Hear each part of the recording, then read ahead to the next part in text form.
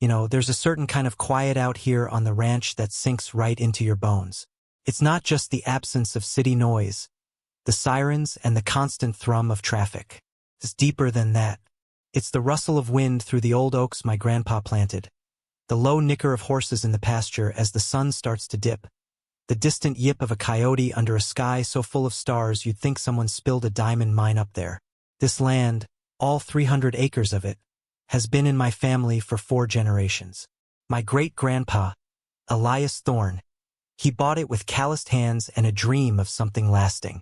He carved this place out of grit and determination, and every fence post, every stone in the barn's foundation, feels like a testament to that. I grew up here, learning to ride before I could properly tie my shoes, mending fences alongside my dad, listening to Grandpa Elias's stories of the early days. It wasn't just a place to live. It was, and still is, a part of who I am. The main house, a sprawling 2-story affair built mostly of local timber and river stone, has seen births, deaths, celebrations, and countless quiet evenings. It's not fancy, not by a long shot. The paint peels a bit on the porch railings, the screen door slaps shut with a familiar twang, and the floors creak like an old ship in a storm. But every imperfection tells a story. It's a working ranch, always has been.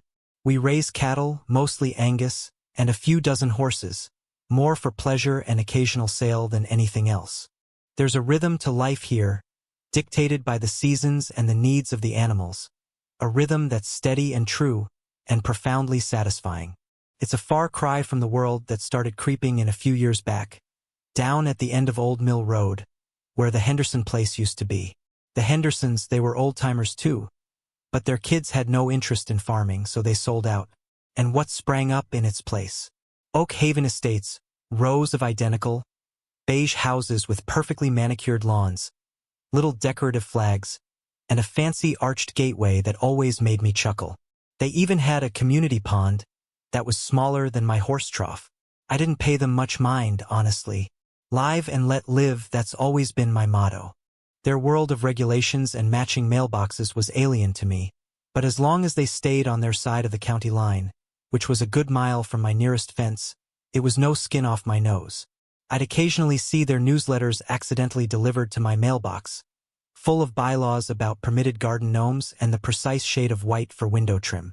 I'd usually toss them straight into the recycling, thinking, glad that's not my life. The idea of someone telling me what color I could paint my barn or whether my rooster was crowing too enthusiastically was just laughable.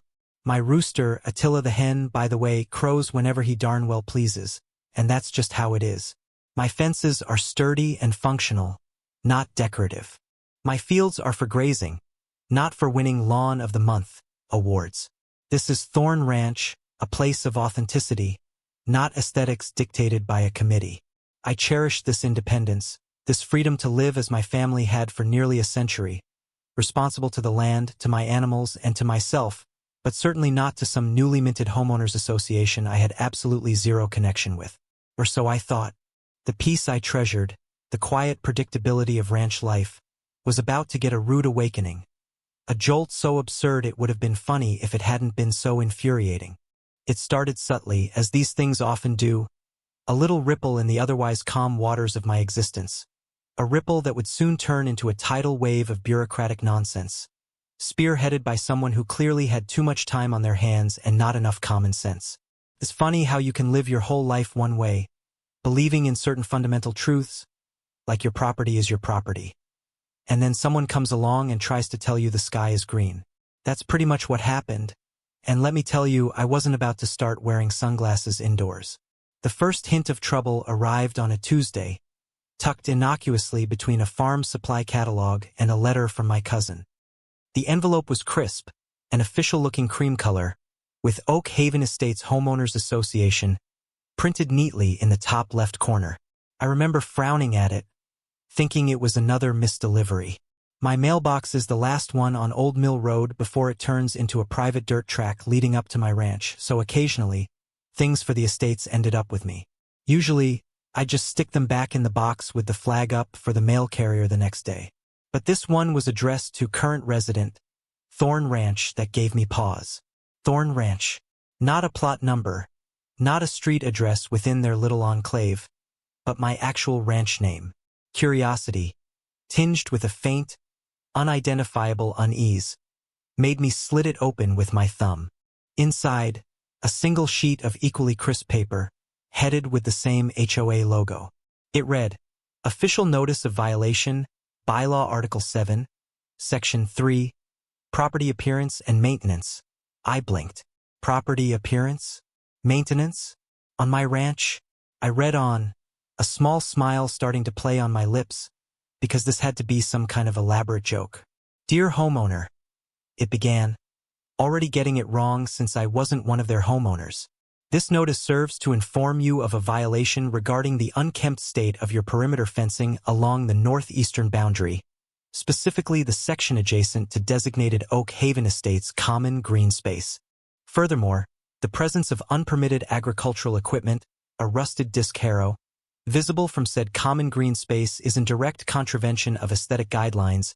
It went on to cite the specific bylaw, which I obviously didn't have a copy of, nor did I care to, and then stated, You have 14 days from the date of this notice to rectify these violations. Failure to comply will result in an initial fine of $100, followed by subsequent fines of $50 per day until the violations are resolved. Photographic evidence has been documented. I lowered the letter, a laugh bubbling up. Perimeter fencing? Rusta discarro. My northeastern boundary abutted nothing but dense woods and then, eventually, the old Miller Creek, miles from anything remotely resembling Oak Haven Estates. And the disc harrow? That was Old Man Hemlock's, left on a piece of his land that bordered mine decades ago. Practically a local landmark now, swallowed by wildflowers most of the year. Visible from their common green space. They'd need military-grade binoculars and a cherry picker. This was beyond absurd. My first instinct was that they'd sent it to the wrong Thorn. There was another Thorn family, distant cousins, who lived closer to town, though still not in any HOA I knew of. Maybe they were trying to expand their territory by sheer intimidation and got the mailing list mixed up. I crumpled the letter, tossed it towards the kitchen bin, and decided to forget about it. It was a mistake, a silly bureaucratic blunder. They'd figure it out.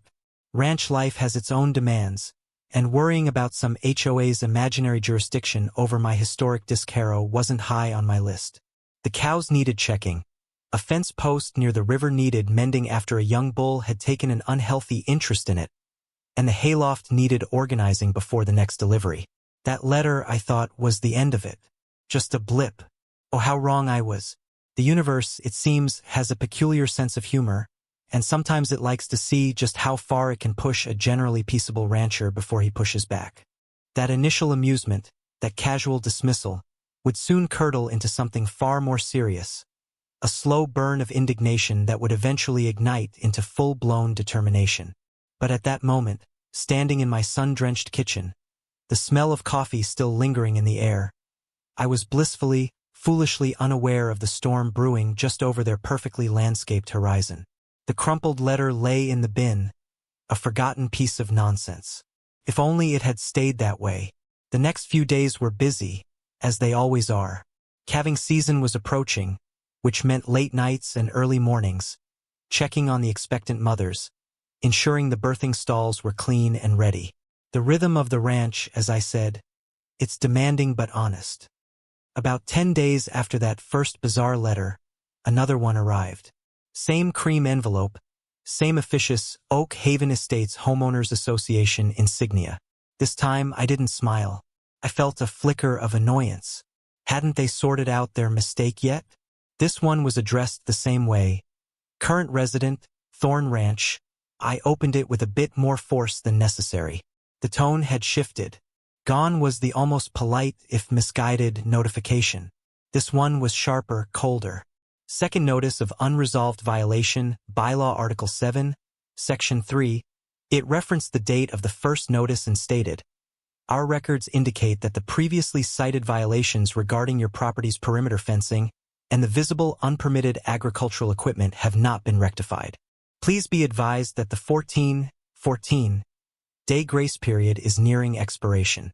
Failure to bring your property into compliance by date, which was 4 days hence, will result in the levying of a $100 fine.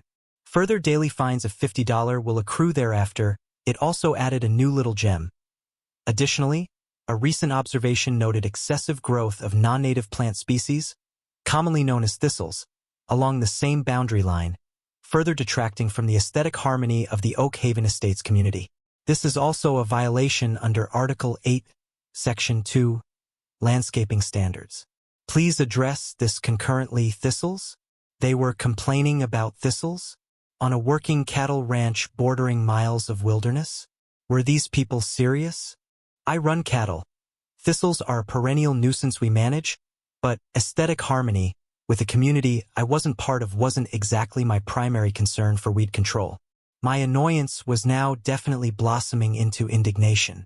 This wasn't just a mistake anymore. This felt like targeted harassment, however incompetently aimed. Who did these people think they were? Did they just look at a map, see a large parcel of land vaguely in their direction, and decide it must fall under their glorious rule? I took this letter more seriously, not because I intended to comply, but because it was clear they weren't going to just go away. I walked over to my grandfather's old roll-top desk, a magnificent piece of oak that held generations of ranch records. I pulled out the main deed for Thorn Ranch, the original parchment brittle with age, and the more recent updated surveys my father had commissioned in the 80s. The boundaries were crystal clear, marked by meets and bounds, referencing long-standing natural landmarks and surveyors' pins. Oak Haven Estates, as far as I knew from local gossip and the distant site of their construction, was built on the old Henderson farm, which was southeast of me, separated by the county road and a significant parcel of state forest land. There was no conceivable way my property overlapped with theirs or was subject to their covenants. I smoothed out the survey map on the kitchen table. My land was a large, somewhat irregular rectangle, clearly delineated. The idea that their common green space abutted my northeastern fence line was geographically impossible unless they'd somehow managed to airlift their entire development several miles and hop it over a dense forest and a creek. I decided this time I wouldn't just ignore it.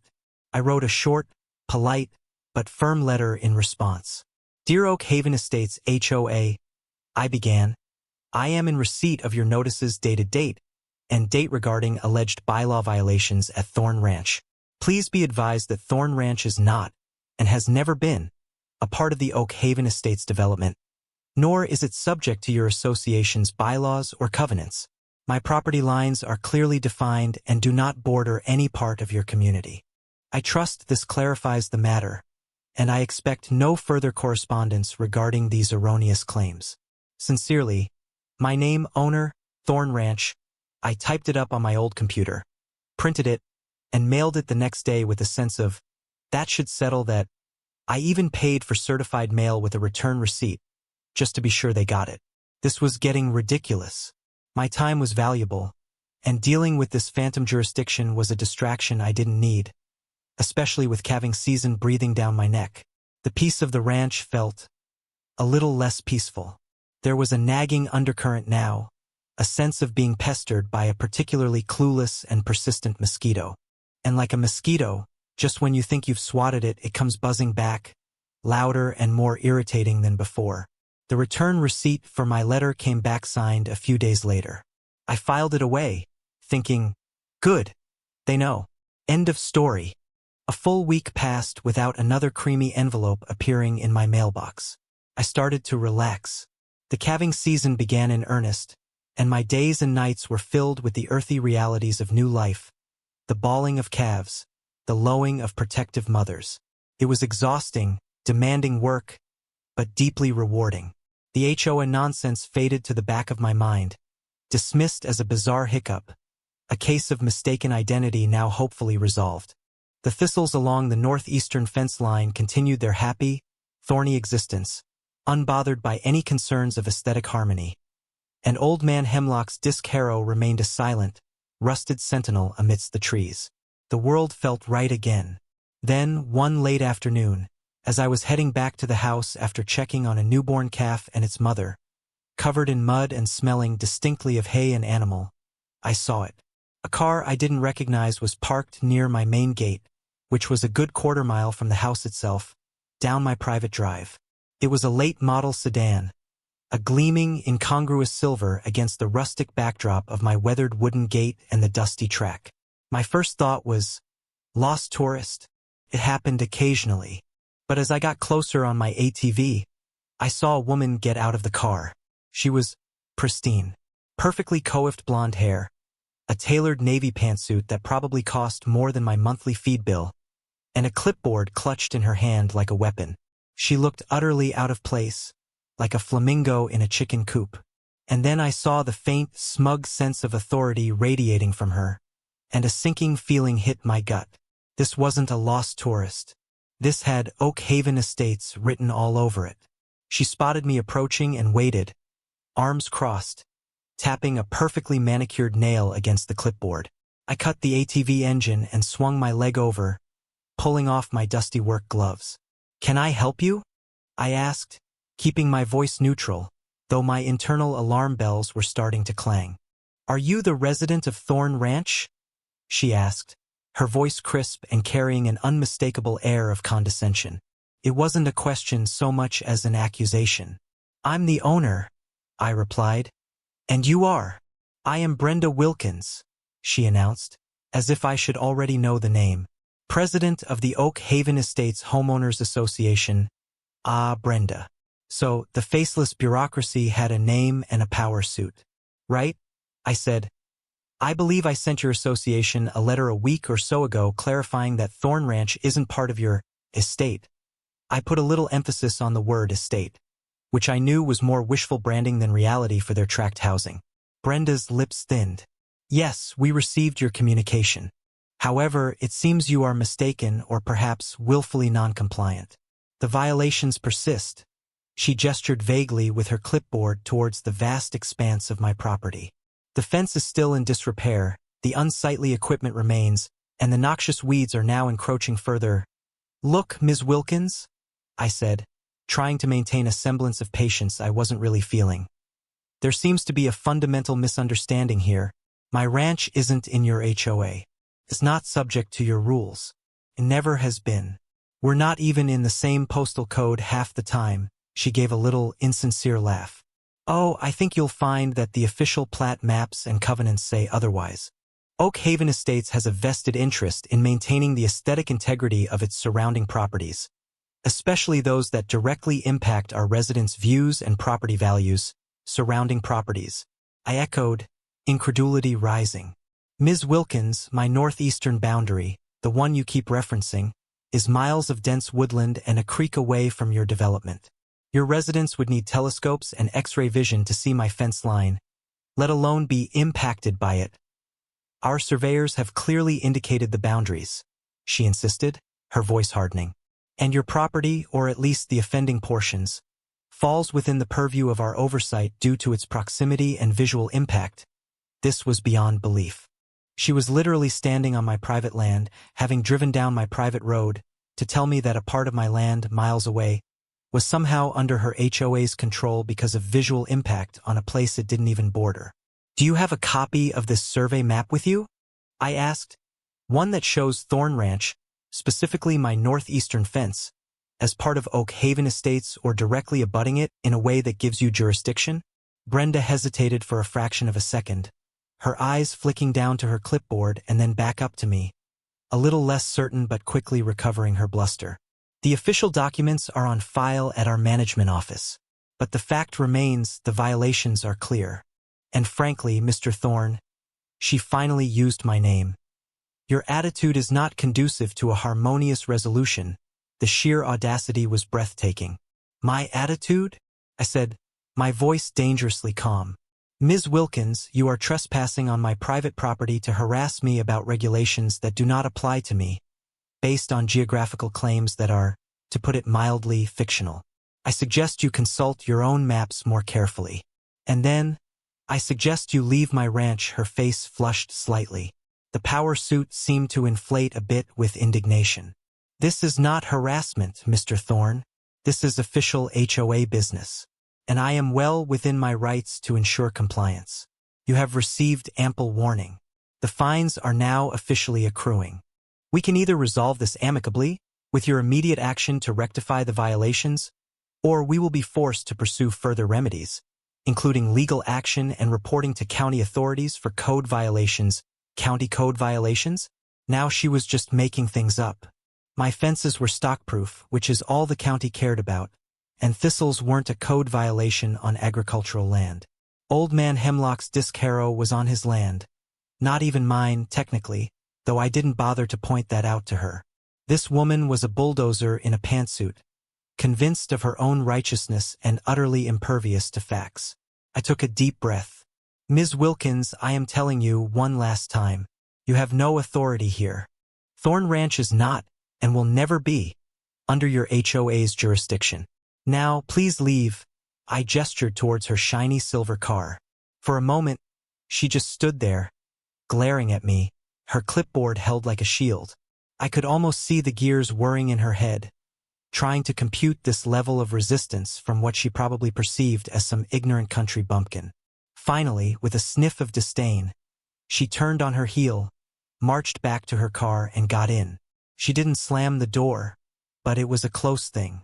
As she backed up and turned around, spraying a little gravel from my driveway in her haste, she paused, rolled down her window and called out, "You will be hearing from our legal counsel, Mr. Thorne, and the sheriff."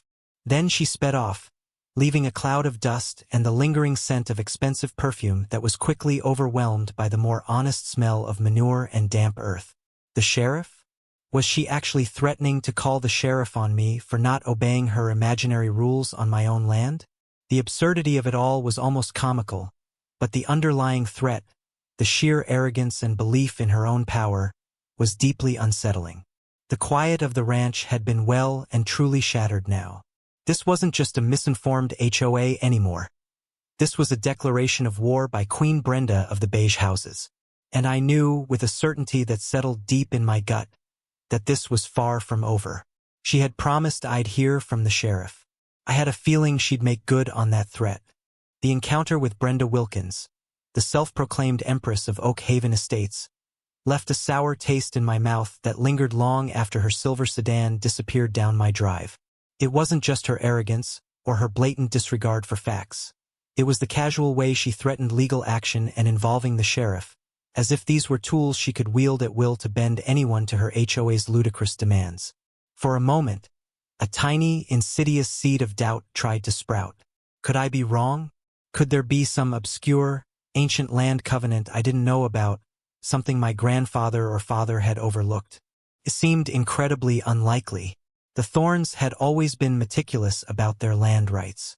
Grandpa Elias used to say, "The land is honest, son. It's the people you gotta watch," but Brenda had been so certain, so utterly convinced of her authority. That kind of unshakable, albeit misplaced, confidence can be unnerving. I spent the rest of that evening with a knot in my stomach. The usual peace I found in the evening chores felt tainted. Every creak of the old house sounded a little more ominous. I knew I couldn't just let this go. Ignoring it had failed. Polite letter had failed. A direct, face-to-face explanation had certainly failed, spectacularly so. Brenda Wilkins was on a mission, and I was in her crosshairs. The next morning I was up before dawn, not to tend to the cattle, but to start my own investigation. The threat of involving the sheriff, in particular, had lit a fire under me. I didn't want deputies rolling up to my ranch based on some trumped-up complaint from a meddling HOA president.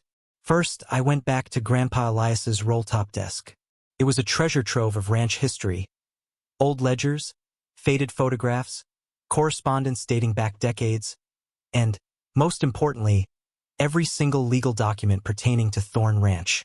I spent hours carefully sifting through deeds, surveys, title insurance policies, and records of property tax payments. Everything confirmed what I already knew. Thorn Ranch was a single, contiguous parcel. Its boundaries established long before Oak Haven Estates was even a twinkle in a developer's eye. There were no covenants, no easements, no riders that would subject any portion of my land to an HOA, especially one located miles away. My property lines were sacrosanct, backed by decades of legal documentation. The northeastern boundary, the one Brenda was so obsessed with, was clearly marked as bordering state forest land and then Miller Creek. There was no mention, no hint, of any Oak Haven Estates common green space anywhere near it. This reaffirmed my position, but I knew my internal records, however comprehensive, might not be enough to sway someone like Brenda, or potentially, law enforcement if she was foolish enough to actually call them. I needed something official, something undeniable from the county itself. While I was at the desk, I found an old, beautifully hand-drawn map of the original Thorne homestead, even larger than the current ranch, before a section was sold off in the 1920s to pay some Depression-era debts. It showed the creeks, the old stands of timber, even hand-penciled notes about good hunting spots and where the wild berries grew best. It wasn't legally binding for this situation, but it reinforced my connection to the land, the deep roots my family had here. This wasn't just dirt and grass to me. It was heritage. Later that morning, I decided to take a ride out to the infamous northeastern fence line myself. It had been a while since I'd thoroughly inspected that particular stretch, as it was remote and abutted wilderness, not typically a problem area for wandering cattle. It took a good 45 minutes on horseback to reach it, pushing through thick undergrowth in places. The fence was old, cedar posts mostly, some leaning a bit but still sound. Barbed wire, a bit rusted but intact. And yes, there were thistles, a healthy crop actually buzzing with bees. Beyond the fence was exactly what I expected. Dense forest, primarily pine and oak, sloping down towards the unseen Miller Creek. I dismounted and walked the line for a few hundred yards. There was no sign of any common green space. No mown lawns, no jogging paths, no gazebos, just wild, untamed land. I even climbed a tall pine, getting a good 30 feet up to get a better vantage point. From there, I could see for miles. To the southeast, far in the distance, I could just make out a faint smudge of development that I presumed was Oak Haven Estates, a cluster of beige rooftops barely visible through the haze and the intervening miles of trees. To say my fence line had visual impact on them was like saying a single firefly in my pasture had a visual impact on the moon. It was utterly preposterous. The rusted disc harrow Brenda had complained about wasn't even on my land. It sat about 20 feet on the other side of my fence, on what was technically still part of Old Man Hemlock's original, now mostly untended property that bordered the state forest. It had been there since I was a kid. It was practically a local monument to forgotten agriculture. The sheer, unadulterated gall of Brenda Wilkins to claim jurisdiction over this, to invent these violations, was staggering. My resolve hardened. This wasn't just about a fence and some thistles anymore. This was about principle. This was about defending my property, my heritage, from an aggressive, overreaching bully. She wanted a fight? Fine. She was about to find out that this particular country bumpkin knew his land, knew his rights, and wasn't afraid to stand up for them. The next step was clear. A trip to the county seat, to the recorder's office and the planning department. I needed official maps, the ones the county itself recognized, the ones that would show, without a shadow of a doubt, where Oak Haven Estates ended and where Thorne Ranch stood, entirely separate and sovereign. I had a feeling Brenda Wilkins hadn't bothered with that level of due diligence. She was operating on assumption, arrogance, and a desire to impose her will. Well, assumptions can be dangerous things, especially when you're tangling with someone who has the facts on their side. And I was determined to get every single officially stamped fact I could find. The drive to the county seat the next day was fueled by a potent mix of indignation and grim determination. Every mile marker that passed was another step towards arming myself with the irrefutable truth. The county courthouse was an imposing old stone building, the kind that reeked of history and bureaucracy in equal measure. I'd been there a few times over the years for various minor administrative tasks, but never on a mission quite like this. I headed straight for the county recorder's office. It was a hushed, slightly dusty place, filled with shelves of enormous, leather-bound ledgers and the quiet hum of computers. A helpful, if somewhat world-weary, clerk named Agnes listened patiently as I explained, without going into the full saga of Brenda and her aesthetic crusade, that I needed to verify the official boundary maps for my property, Thorne Ranch, and the adjacent development known as Oak Haven Estates. Agnes, who looked like she'd seen and heard everything in her 30 years behind that counter, nodded slowly. Thorne Ranch, she mused, tapping her pen. Old Elias Thorne's place originally, wasn't it? Big parcel up by Miller Creek. That's the one, I confirmed, surprised and pleased she knew its history. And Oak Haven Estates. Ah yes, the Henderson Farm redevelopment. Quite the kerfuffle when that went through planning a few years back. She gave me a knowing look. Let's pull up the plat maps. It took her a few minutes, navigating through digital archives and then cross-referencing with some of the older physical maps for historical context. Finally, she swiveled her monitor around. All right, Mr. Thorne. Here we are. On the screen was a detailed cadastral map. My property, Thorne Ranch, was clearly outlined in a bold line. Its acreage noted. Its boundaries precisely defined by coordinates and references to survey markers. And there, distinctly separate, several miles to the southeast as the crow flies, and on the other side of the clearly marked county road and a large tract of state-owned forest land, was another outlined area. Oak Haven Estates, Phase 1. There was a significant, undeniable gap between the two properties. A gap filled with trees, hills, and a creek system. Agnes zoomed in on Oak Haven Estates. Here are their official boundaries, as filed with the county when the development was approved and the HOA was legally formed, she explained, tracing the lines with her cursor. Their covenants and bylaws apply only to the properties within these designated lines. She then scrolled the map over to my ranch. And here's Thorne Ranch. As you can see, there's no overlap, no shared boundary. In fact, she zoomed out a little.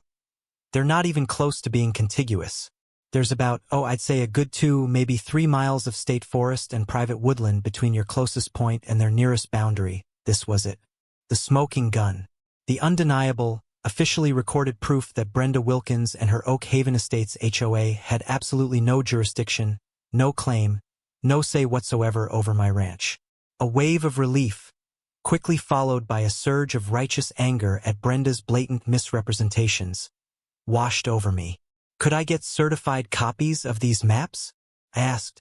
The one showing my property boundaries, and the one showing Oak Haven Estates boundaries, and perhaps an overview map showing both properties and the intervening land? Absolutely, Agnes said, a faint smile playing on her lips. Be a pleasure. It's not every day we get to so clearly delineate reality from, well, let's just say, aspirational boundaries. While Agnes went to prepare the certified copies, I asked if I could also see the incorporation documents for the Oak Haven Estates HOA, specifically the bits that define their geographical area of authority. She found those too, and there it was, in black and white, referencing the very same plat map she had just shown me. Their own founding documents explicitly limited their powers to the lots within the Oak Haven Estates subdivision. There was no clause, no mention of any power to regulate surrounding properties, or anything based on visual impact from miles away. Brenda Wilkins wasn't just mistaken. She was either deliberately lying or so incompetent she hadn't even read her own HOA's foundational paperwork. I paid for the certified copies, each one stamped with the official county seal, and thanked Agnes profusely. She winked and said, "Good luck, Mr. Thorne. Sometimes folks need a clear map to find their way back to common sense." Armed with my sheaf of official documents, I felt a weight lift from my shoulders.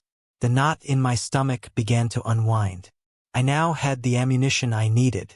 Brenda could threaten all she wanted with her lawyers and her imaginary authority. The county itself, the ultimate arbiter of property lines and legal subdivisions, had spoken. And it had spoken decisively in my favor. I decided to make one more stop before heading back to the ranch, the county planning and zoning department. I wanted to see if, by some bizarre chance, Oak Haven Estates had recently applied for, or been granted, any kind of expansion that might not yet be reflected on the main recorder maps. The planner I spoke to, a young man named Kevin, was equally helpful. He pulled up their files.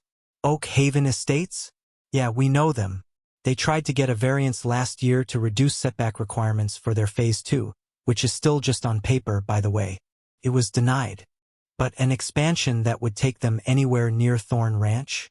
Absolutely not. That would involve annexing across state land and county roads. It's a non-starter, legally and practically. He looked at the maps again, shaking his head. Whoever told you they have jurisdiction over your ranch is seriously misinformed. Or, not to put too fine a point on it, pulling your leg, I thanked Kevin, too. The picture was now complete and utterly damning for Brenda Wilkins' claims. She had no legal leg to stand on. Her threats were hollow. Her entire campaign of harassment was based on a fantasy of power. Driving back to the ranch, the certified copies of the maps resting securely on the passenger seat, I felt a sense of grim satisfaction. The peace of Thorn Ranch was still disturbed, but now I had the tools to restore it. I wasn't looking forward to another confrontation, but if Brenda Wilkins pushed this any further, especially if she made good on her threat to call the sheriff, I was ready. Oh, I was more than ready. Let her bring it on. The next few days were a strange mixture of waiting and working. Kevin continued, demanding my attention, but in the back of my mind, I was constantly anticipating the next move from Oak Haven Estates. Would another letter arrive? Would Brenda herself dare to show her face again? Or would she, as threatened, actually try to involve the sheriff? I kept the certified county maps in a waterproof satchel, ready to be produced at a moment's notice. I even made photocopies just in case. The originals felt like precious artifacts of truth. I half expected a sleek lawyer's letter to appear in my mailbox, full of bluster and legalese. But nothing came. The silence from Oak Haven was almost more unnerving than their previous barrage of demands. Were they regrouping, or had my firm stance during Brenda's unwelcome visit, perhaps coupled with my certified letter, given them pause? I almost hoped they'd try something.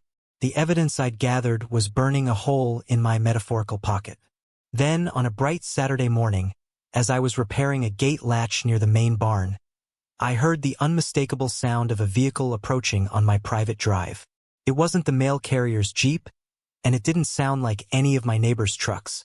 It had that purposeful, slightly heavy sound of an official vehicle. My heart rate picked up. I straightened up, wiping grease from my hands onto an old rag, and walked towards the bend in the drive that would give me a view of who was coming. Sure enough, a county sheriff's department SUV, lights not flashing, thankfully, came into view and pulled to a stop a respectful distance from the barn. 2 deputies got out. One was older, stocky, with a weathered face and a calm demeanor.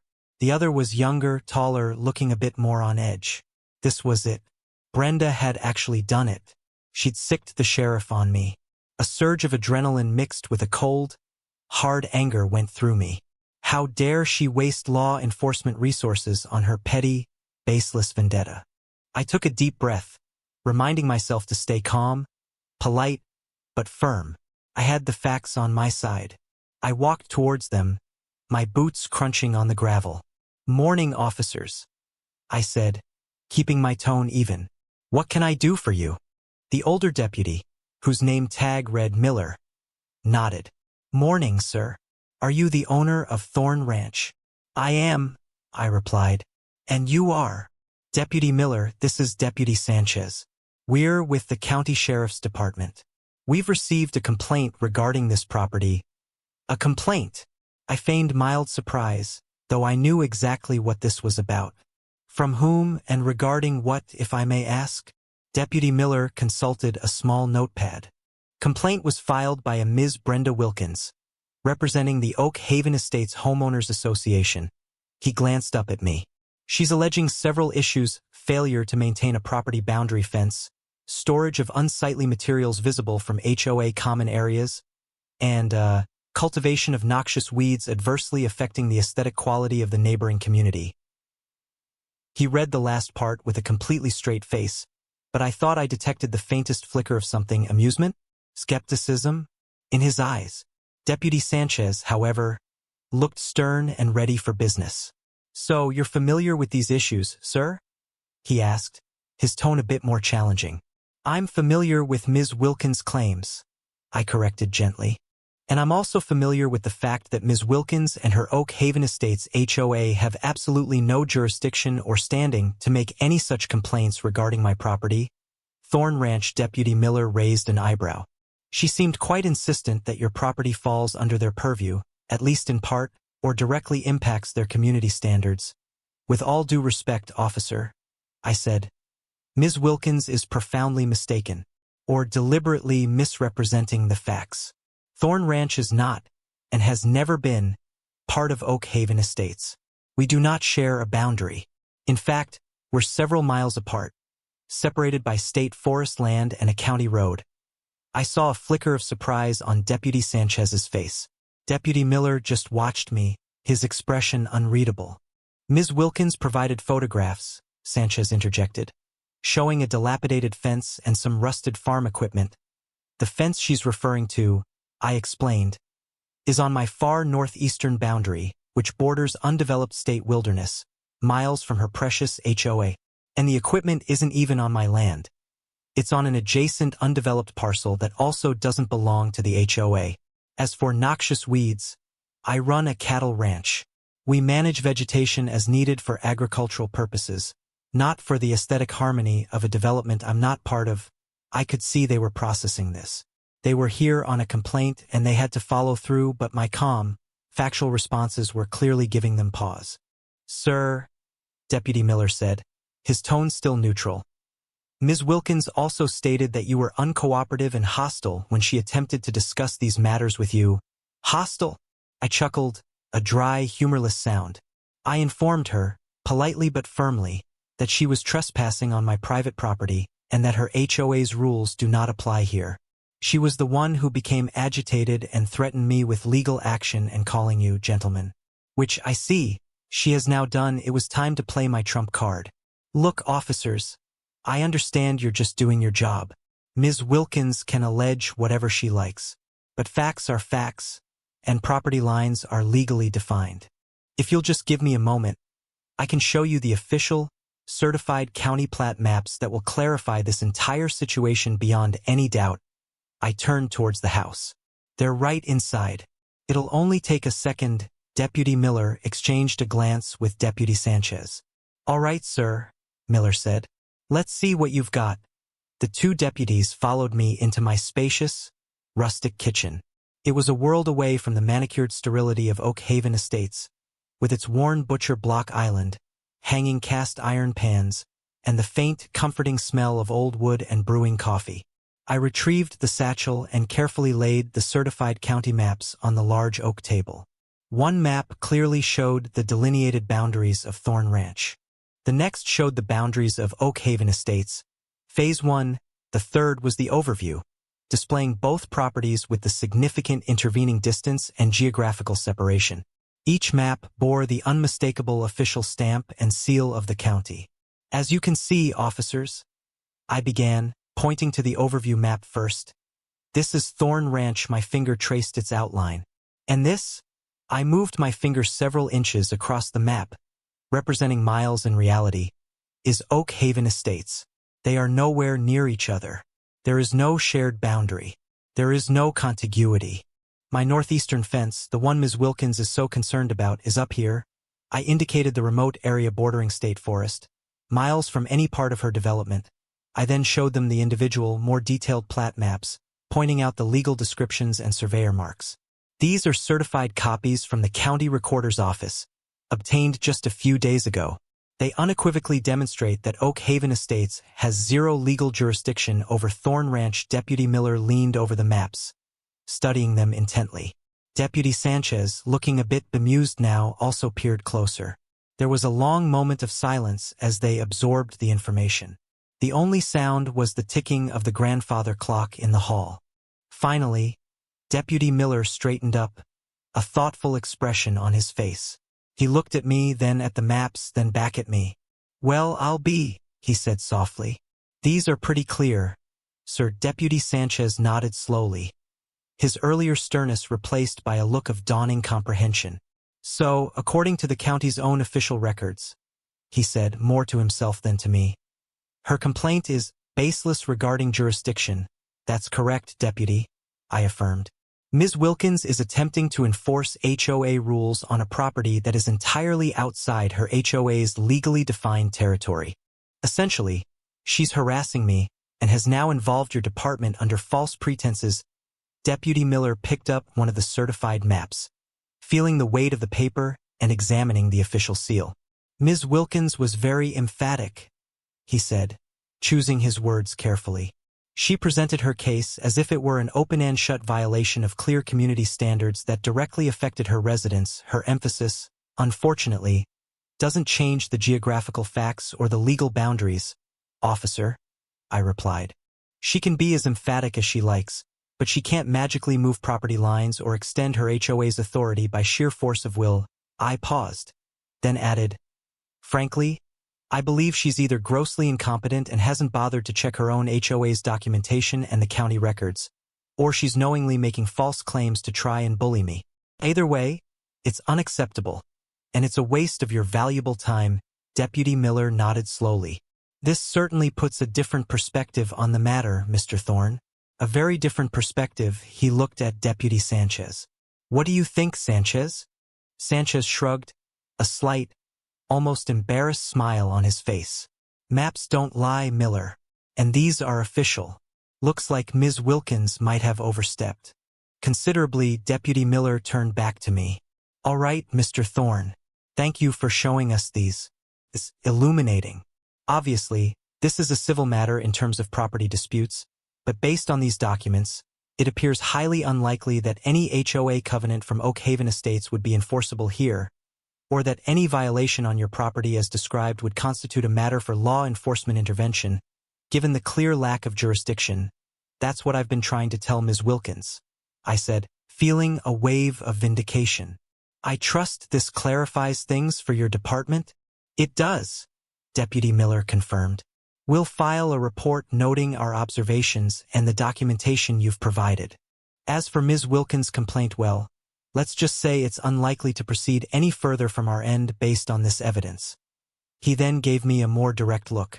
If Ms. Wilkins or any other representative from the HOA continues to trespass on your property or harass you after being made aware of these facts, that could potentially become a different matter, one where you might have grounds for your own complaint.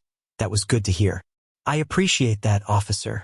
My main desire is just to be left alone to run my ranch in peace, as my family has for generations, without unfounded interference.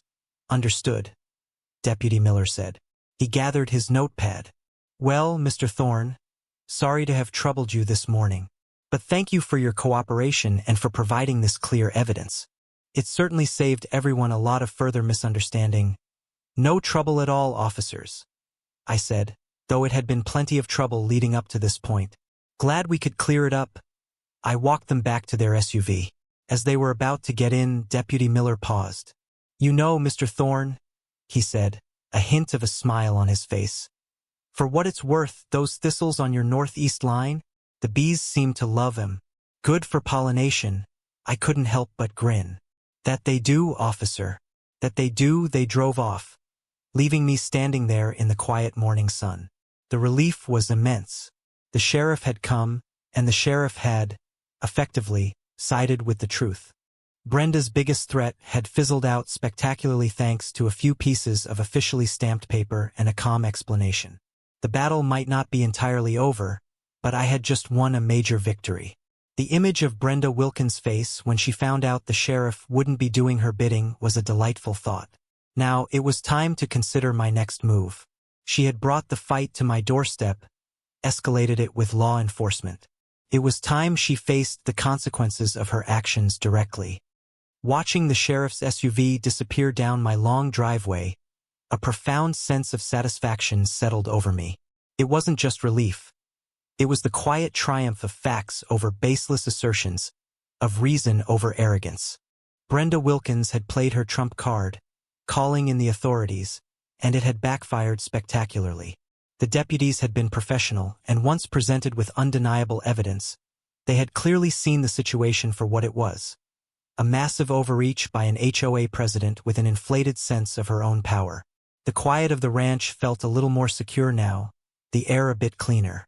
But I knew this wasn't quite the end. Brenda Wilkins wasn't the type to simply concede defeat gracefully, especially after being so publicly, or at least semi-publicly, via the deputies, proven wrong. She had instigated this, harassed me, slandered me to law enforcement, and wasted everyone's time. An apology was certainly in order, as was a complete cessation of all further contact and ridiculous demands. And I was going to make sure she understood that. I spent the rest of that Saturday mulling over my options. I could just let it go now that the sheriff knew the truth. But that didn't feel right. Brenda's actions deserved a direct response, a clear and unequivocal message that her behavior was unacceptable and would not be tolerated. She needed to understand that there were consequences for trying to bully people with fabricated authority. My grandfather used to say, "Never start a fight, but always be prepared to finish one." Especially if it's on your own land. This felt like one of those times. I considered sending a scathing letter via a lawyer. That certainly had its appeal, the official weight of legal correspondence. But it also felt a bit impersonal. Brenda had made this personal with her visits and her direct threats. Perhaps a more direct approach was warranted, now that I held all the cards. I decided to wait a day or two, let the deputy's report filter back to wherever it needed to go, and perhaps give Brenda a chance to be informed by them of her monumental error. Then I would make my move. Monday morning arrived, bright and clear. I'd already done my morning chores, the cattle were contentedly grazing, and a fresh pot of coffee was brewing. I took my certified copies of the county maps and the HOA incorporation documents, placed them neatly in a briefcase my father used to use, and got into my truck. I wasn't heading to the feed store or to check on a distant pasture. I was heading to Oak Haven Estates. I didn't know if they had a physical office, or if Brenda ran her little empire from her beige castle, but I remembered seeing a community clubhouse and management office sign near their fancy arched gateway on one of my rare trips past their development. That seemed like a good place to start. Driving into Oak Haven Estates felt like entering a different universe. The quiet, organic sprawl of my ranch was replaced by curving streets with names like Whispering Pines Circle and Mallard Duck Court. Despite the distinct lack of whispering pines or mallard ducks, as far as I could see, the houses were all variations on a theme of beige and taupe, lawns mown with geometric precision, not a blade of grass out of place. It was tidy, terribly, oppressively tidy. I found the clubhouse easily enough. It was a slightly larger beige building, with a perfectly manicured flower bed out front featuring unnaturally vibrant petunias. There were a few cars in the parking lot. I took a deep breath, grabbed my briefcase, and walked in. The interior was what I expected. Cool, quiet, and smelling faintly of air freshener and new carpet. A young woman sat at a reception desk, looking up with a professionally bland smile. "Can I help you?" "Yes," I said. "I'm here to see Ms. Brenda Wilkins. It's regarding an urgent property matter." The receptionist's smile flickered. "Do you have an appointment?" No, he replied calmly. "But I assure you she'll want to see me. My name is Thorne." From Thorne Ranch, the name clearly registered. Her eyes widened almost imperceptibly, and she suddenly looked a lot less bland and a bit more flustered. "Oh, just one moment, Mr. Thorne." She picked up her phone and spoke in a hushed voice, occasionally glancing at me. After a moment, she hung up. "Ms. Wilkins is in a meeting, but she can spare a few minutes. Please have a seat.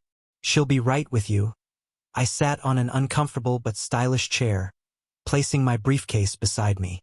The meeting excuse was predictable. More likely, she was scrambling. A few minutes later, a door opened, and Brenda Wilkins emerged. If looks could kill, I'd have been 6 feet under their perfectly manicured sod. She was dressed in another power suit, this one a severe charcoal gray. Her face was a mask of controlled fury. "Mr. Thorne," she said, her voice tight, "this is highly irregular. I was not expecting you." "No, I imagine you weren't, Ms. Wilkins," I replied, standing up. "But after your decision to involve the county sheriff's department in a matter where you have absolutely no jurisdiction, I felt a direct conversation was in order. Perhaps in your office."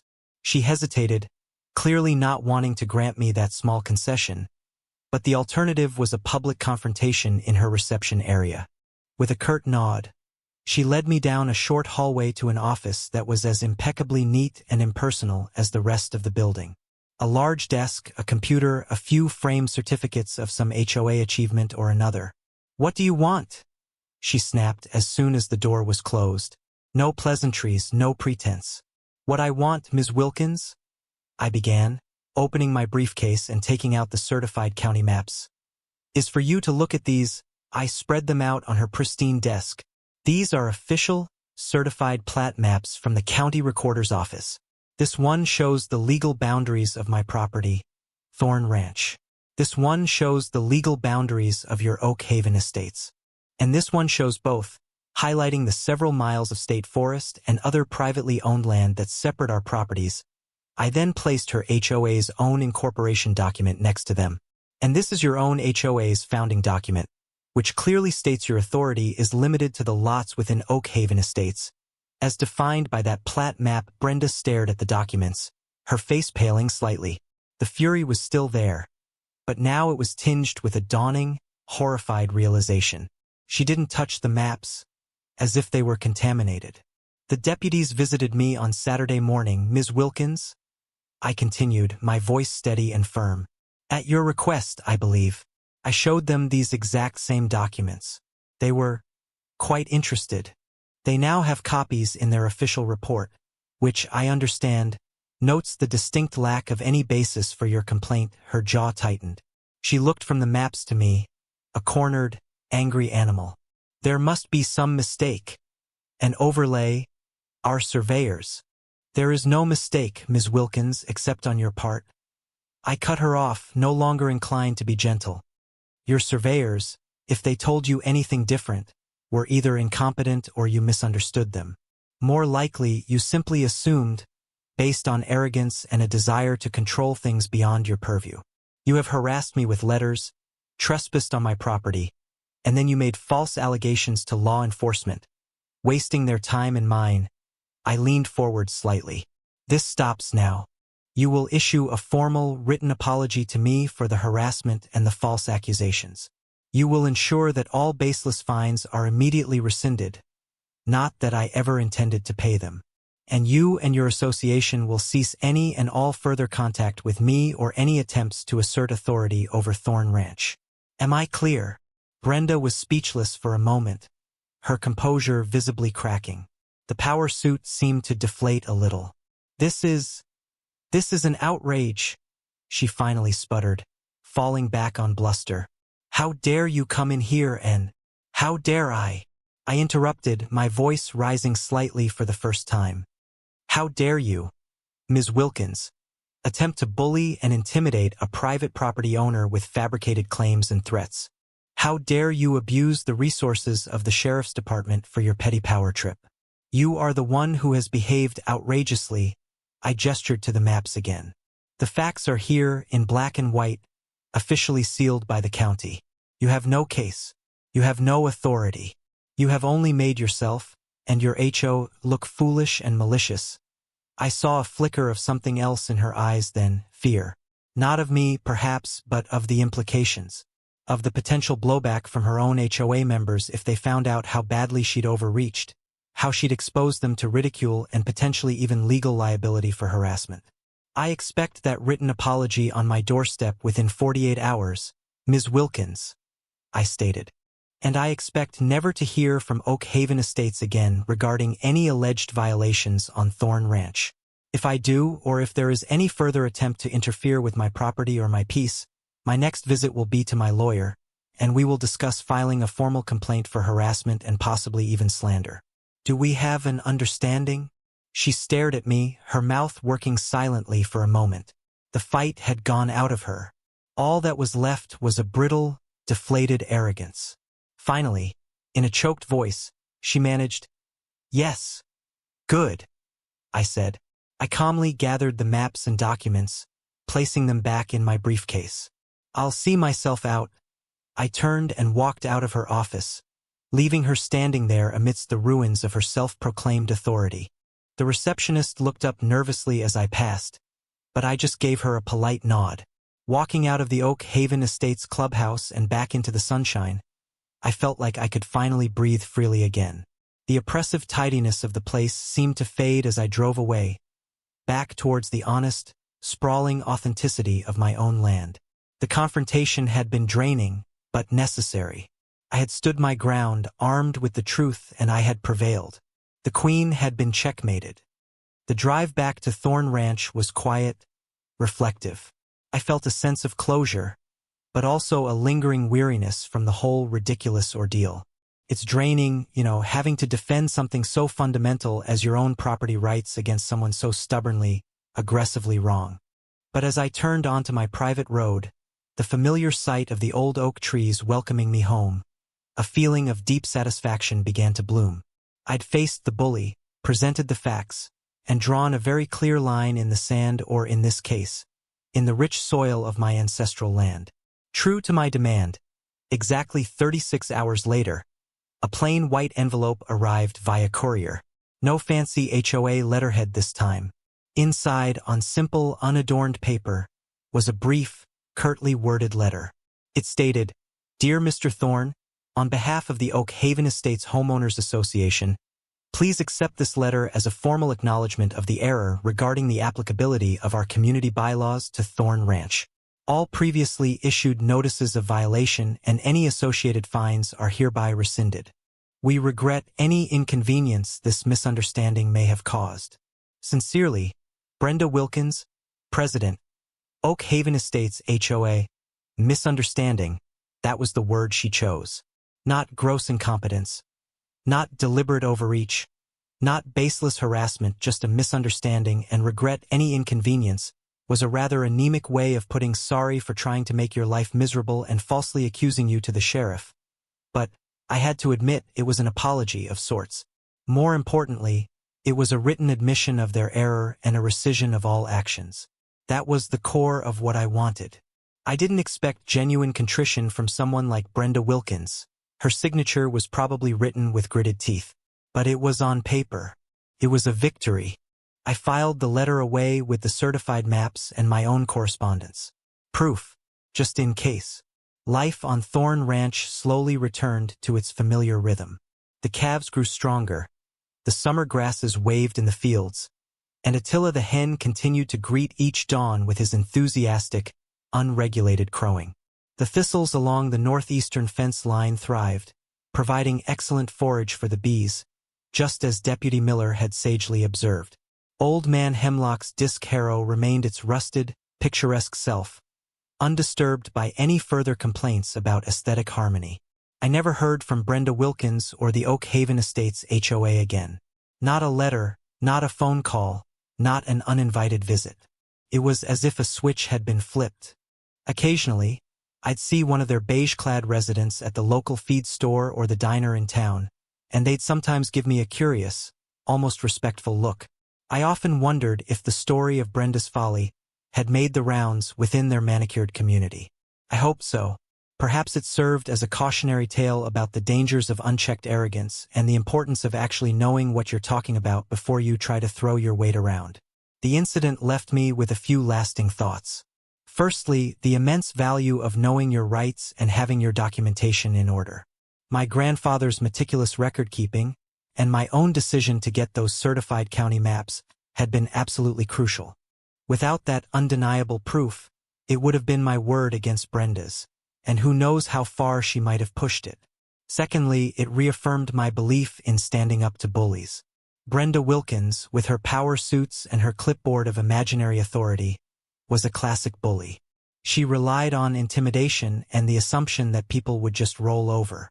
When faced with calm, factual resistance, her entire edifice of power crumbled. It wasn't easy, and it was certainly stressful, but backing down was never an option. My ranch, my heritage, was too important for that. And finally, it gave me an even deeper appreciation for the peace and autonomy of my life here. The freedom to live by my own rules, in harmony with the land, without some committee dictating the color of my barn or the height of my grass, felt more precious than ever. That quiet I spoke of, the kind that sinks into your bones, returned. It was perhaps a little sweeter now, a little more hard-won. Sometimes, I'd ride out to that northeastern fence line, just to look at it. The old cedar posts, the wire, the thistles, the dense woods beyond. It wasn't a showpiece fence. It wasn't designed for aesthetic harmony with a distant, irrelevant housing development. It was a working ranch fence, marking the boundary of a place that had been fought for, in a small way, and successfully defended. And every time I saw a bee buzzing happily amongst those noxious weeds, I couldn't help but smile. It felt like nature itself was thumbing its nose at the petty tyrannies of the Oak Haven Estates Homeowners Association. So, if you ever find yourself dealing with an overzealous HOA, or any bureaucracy trying to tell you what's what on your own turf when they have no right, remember this story. Do your homework. Get your facts straight. Get your certified copies. And then, calmly and firmly stand your ground. You'd be surprised how quickly a bully backs down when they realize you're not just armed with opinions, but with irrefutable proof. And that, my friends, is a satisfaction almost as deep as the quiet of a ranch at sunset. Almost.